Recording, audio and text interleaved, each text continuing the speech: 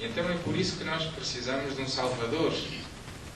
Porque Jesus Cristo vem dar-nos de novo a possibilidade de amar gratuitamente, de completar a nossa vocação, de amar sem esperar nada em troca, de amar gratuitamente, como Jesus nos amou, sem outro interesse, sem outro interesse.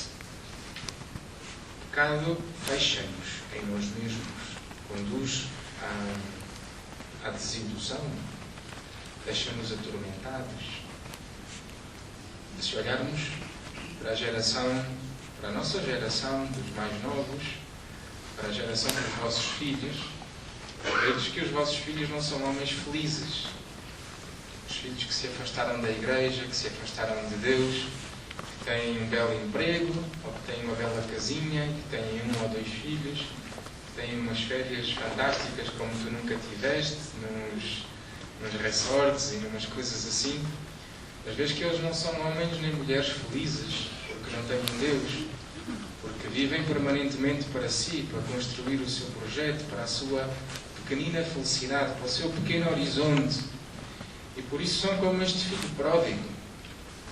Se acontece um desaire, como aconteceu com o filho pródigo, vem no tempo da grande fome, se vem uma crise, onde é que eles acabam? Acabam no psiquiatra, não é? A tomar aqueles medicamentos todos que os deixam alienados.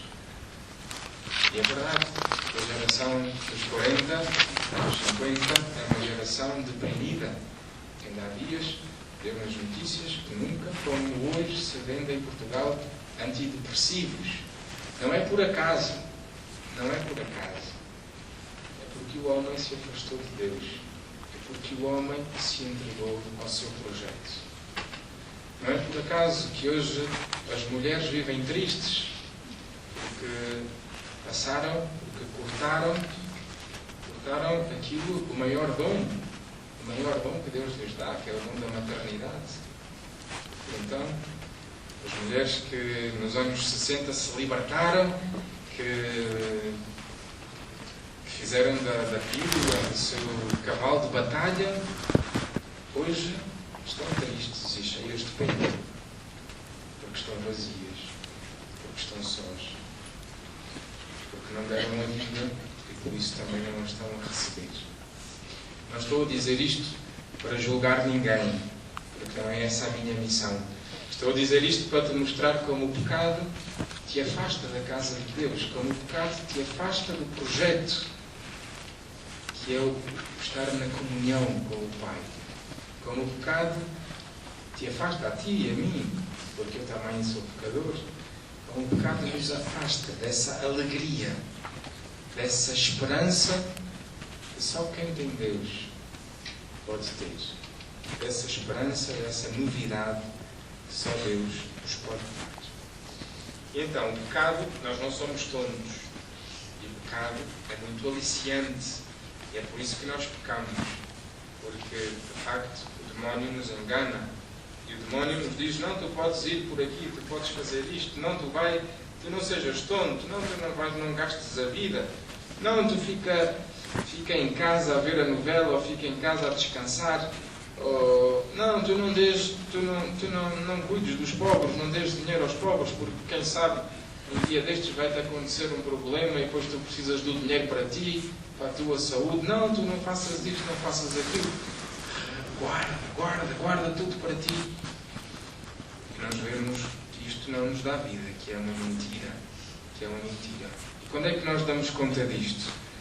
É quando o Senhor permite um sofrimento na nossa vida. Porque por mais que tu te ajoelhes ao dinheiro, o dinheiro não fala contigo.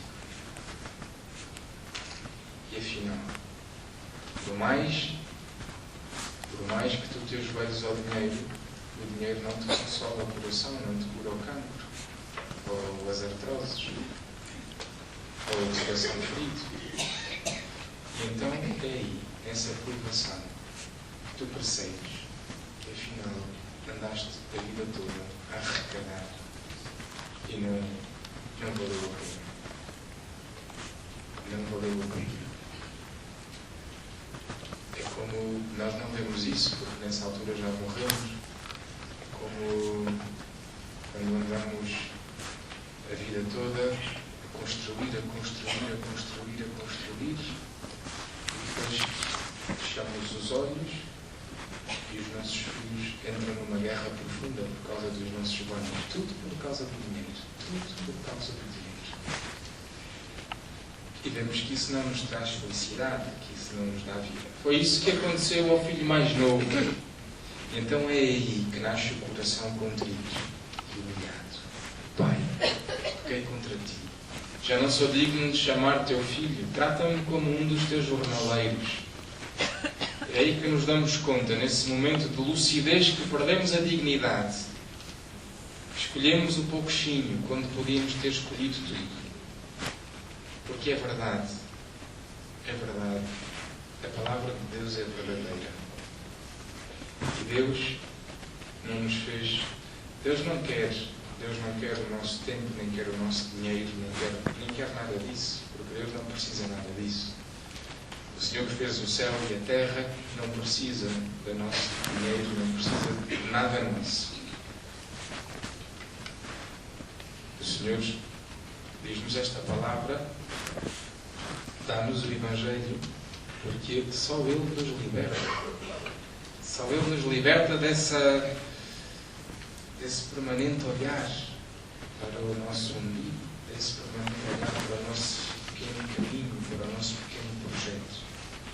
Então é verdade a palavra que nos diz Santa Teresa: quem tem Deus tem tudo, e faz a experiência de ter tudo, e tudo mesmo, e coisas que nunca imaginou ter. Coisas que nunca imaginou ter. Mas como nós estamos sempre com medo que Deus nos venha roubar qualquer coisa, estamos sempre agarrados, fechados, como uma ostra. Guardamos lá no fundinho a pérola preciosa, e ninguém a vê, só com violência, porque ela está sempre escondida. Então, o filho que perdeu a dignidade, que se deu conta da sua miséria, vou ter com o meu pai e dizer-lhe: Pai, pequei contra o céu e contra ti, já não sou digno de me chamar teu filho. O que é que o filho faz? Levanta-se e vai ter com o Pai. É isto que faz um coração humilhado e contrito. É um coração que se levanta. É um coração ressuscitado. É um coração novo. Que se levanta. Que não vive frustrado. Que não vive caído. Que não vive debruçado sobre si mesmo. Mas que se levanta com o poder de Deus. Com a mão de Deus. Com o braço de Deus, que é forte e poderoso. É o momento do discernimento, quando olhamos o nosso coração, quando vemos o vazio, a ferida que o pecado deixou. Nessa altura nós vemos como num filme toda a nossa vida. E é nessa altura que Deus aparece.